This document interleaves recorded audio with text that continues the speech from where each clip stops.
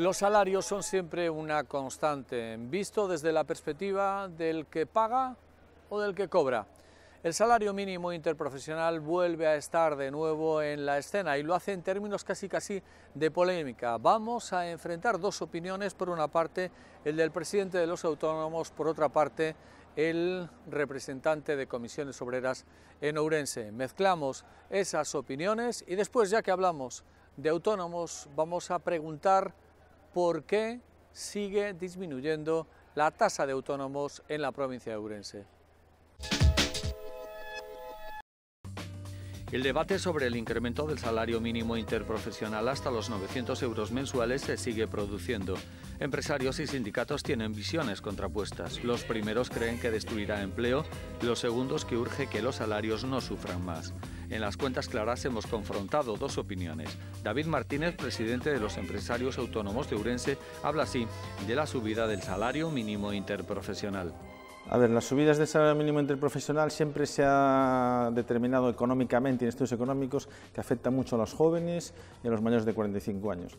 En otras subidas del salario mínimo interprofesional, que no han sido tan elevadas como este, 22%, porque es verdad que es de son 900 euros mensuales en 14 pagas, lo que viene equivaliendo a 1.050 euros mensuales en 12 pagas, ¿no?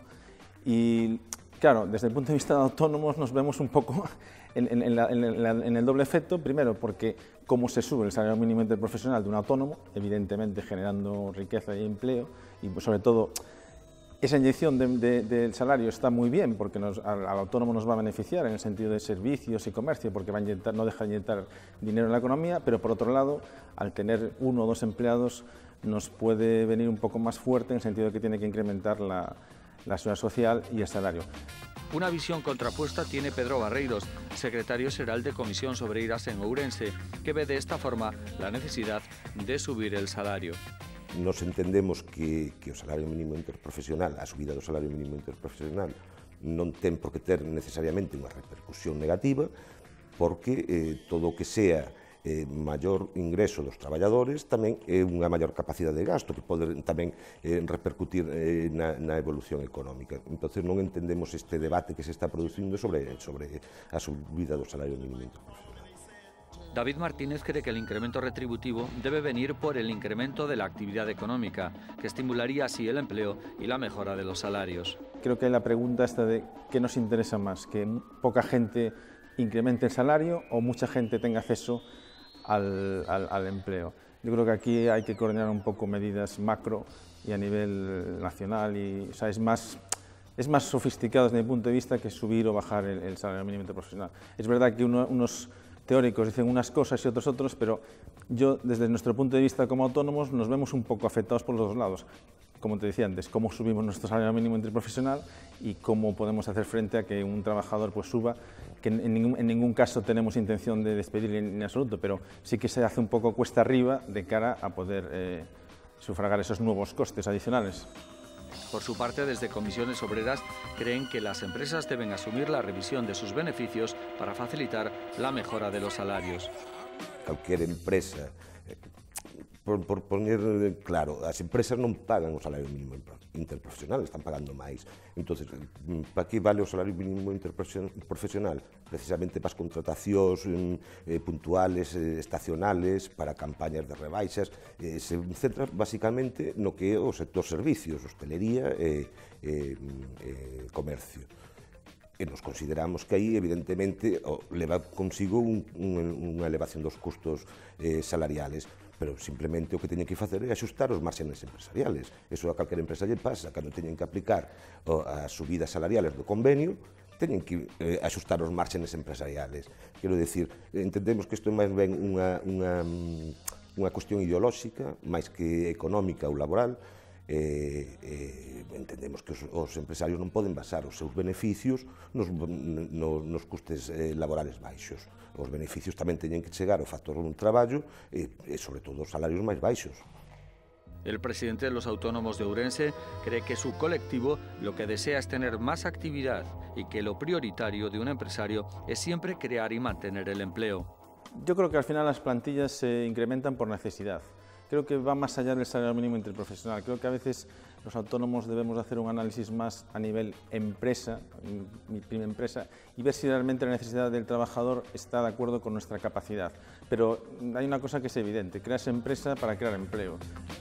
Pedro Barreiros cree que ya es momento para que se revisen los salarios de los trabajadores, sobre todo después de unos años de crisis y duros recortes. Despois dos esforzos feitos pola clase traballadora, despois dos recortes da crisis, e unha vez que se supón que a economía despega e que os beneficios empresariales aumentan, hai que recuperar o poder adquisitivo dos salarios, empezando polos máis baixos, porque non dan para vivir. Por otra parte, David Martínez ha relacionado el acusado descenso de autónomos en el último año en Ourense con las dificultades de hacerse a una situación como la del autoempleo y el emprendimiento. Es decir, muchos se hacen autónomos a la fuerza, no como consecuencia del desarrollo de un proyecto empresarial. Creo que hay una fuerte presión, no es indebida, sino a lo mejor muy fuerte en cuanto al emprendimiento, y ser autónomo no es emprendimiento, son dos cosas diferentes. El emprendimiento tienes que llevarlo interiorizado, entonces muchos autónomos no están dentro del emprendimiento, sino están dentro del autoempleo. Entonces en supuesto de que crezca el empleo, esos autónomos van a bajar, y en el supuesto de que haga un emprendimiento, por ejemplo, hay datos de que dicen que se están abriendo el doble de comercios que se están cerrando, y sin embargo luego, ¿qué pasa? Que el nivel de fracaso y cierre es mayor. Entonces, claro, esas movidas tan de oleadas de autónomos se están notando luego en los números a lo largo de la progresión mensual y anual.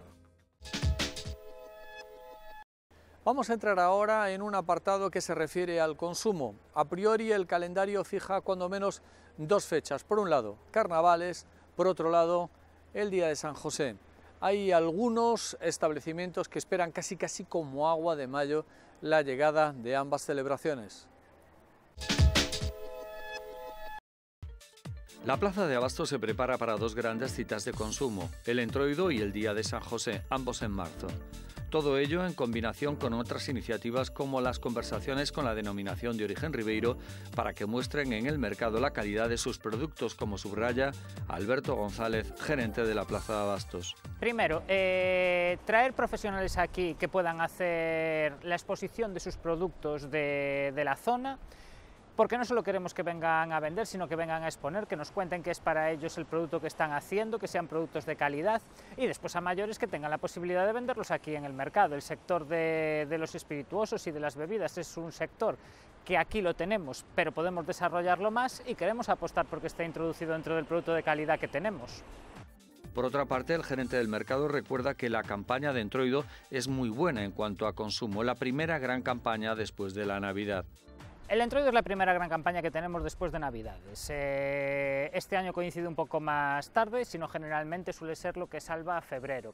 Sí es cierto que ahora, desde que estamos en el edificio nuevo, las cifras no bajaron tanto como solían bajar en años anteriores, en el mes de finales de enero y principios de febrero, pero digamos que supondrá un aumento en las ventas en torno a un 25% a lo mejor en esas épocas, y da salida para toda la campaña de cocidos, carnicerías, verduras, cachuchas, chorizos, y sí, eso se le va a notar especialmente.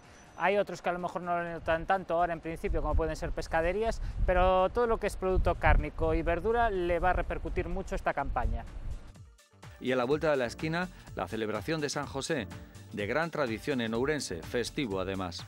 Queremos que vuelva a ser la segunda campaña de los mercados. San José durante muchos años fue prácticamente, aunque solo un día, casi tan importante como un día bueno de Navidad. Y ahora queremos volver a recuperar que sea el segundo día de mayor volumen de ventas. Ese es el objetivo con el que se ha estado luchando durante estos años, con el objetivo que se ha implicado a todo el comercio orensano, porque recordemos que fue una reivindicación que partió de la plaza, pero fuimos de la mano junto con el centro comercial abierto, y se llamó a todos los centros comerciales de la provincia, y prácticamente la total mayoría de ellos se sumaron a esta reivindicación, y el objetivo es ese, que vuelva a ser la segunda campaña en importancia. Es una festividad todavía muy familiar, entonces eso le suma que se reúna toda la familia, y cuando se reúne toda la familia, lo que vienen a comprar, cestas grandes y y digamos productos que tienen más volumen económico, como pueden ser cabritos, entonces eso hace que sean cestas más voluminosas, que sea una festividad navideña. Y después aparte hay mucho José también en Galicia, entonces eso también hace que esa festividad se potencie. En los primeros compases de este 2019 ya se empieza a valorar el efecto del traslado de la Plaza de Abastos, que está siendo positivo, con incrementos sustantivos, a pesar de que febrero no es un buen mes para el consumo. Y como siempre, Raúl González nos acerca a su sección Economía de Bolsillo.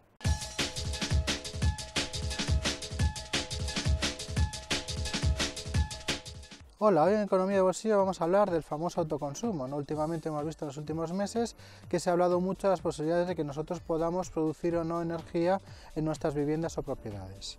Ha habido una modificación legal con la incorporación de este nuevo gobierno, que ha sido la eliminación de los famosos peajes, aquello que llamamos el impuesto al sol. Es decir, ya no tenemos que pagar a la cadena, a la red eléctrica, por producir nuestra electricidad para nuestro consumo ordinario. Pero aún así la ley todavía deja muchas carencias o temas que están pendientes de un nuevo reglamento que defina esa ley. Ahora mismo no está claro cómo se administra, cómo se hace la gestión administrativa de esa alta a la red. Tampoco está claro quién debe de pagar el exceso de la red, es decir, si yo produzco, pero resulta que me sobra energía porque no consumo mucha, cuando la abierto a la red, es decir, cuando la abierto a la distribución de todos, si tengo derecho o no a cobrar por ella, o como ocurrió hasta ahora, que hasta por un porcentaje tuviese que pagar yo por regalar esa electricidad a la red. Otro punto importante que también se está discutiendo es si en este momento es interesante o no apoyar lo que se llama energía compartida. Es decir, está muy claro que nosotros en autoconsumo, una vivienda individual, instalamos nuestras placas solares y podemos producirlas. Pero ¿qué ocurre cuando somos una comunidad de vecinos? ¿Cómo se organiza eso para que una comunidad de vecinos pueda ser autosuficiente o por lo menos en una parte pueda serlo? Eso todavía está un poco pendiente de regulación, pero ya les adelanto que los borradores hablan de que esas comunidades de vecinos podrían tener lo que se llama producción multidistribuida, es decir, que todos pudiesen tener acceso a la red eléctrica, pero al mismo tiempo poder estar ahorrando en esa distribución que pueden tener sus placas solares en cualquier azotea de cualquiera de nuestras viviendas. Otro punto interesante que debemos tener en cuenta es los excesos de electricidad. Con el nuevo borrador posiblemente nos paguen por esos excesos. Es decir, que ya no solo estamos ahorrando la energía que no consumimos a la red, que no tenemos que pagarla, sino que además podemos tener ingresos por esos excesos de electricidad que podemos tener, pues porque hemos estado de vacaciones, porque ha sido una buena temporada de sol o por la cuestión que fuera y que no estamos consumiendo, podríamos tener un ingresos por ella. Ese ingreso todavía no está definido, pero el borrador sí que nos da ese derecho de cobro. Por lo tanto, hay que estar atento a los próximos meses porque puede ser muy interesante el pasarse a este sistema de autoconsumo o de autoproducción compartida. Amigos, hasta aquí nuestro programa por hoy. Como siempre, muchísimas gracias por habernos hecho compañía. A la vuelta de 7 días nos vemos de nuevo, solamente si ustedes quieren. Hasta entonces, disfruten, amigos.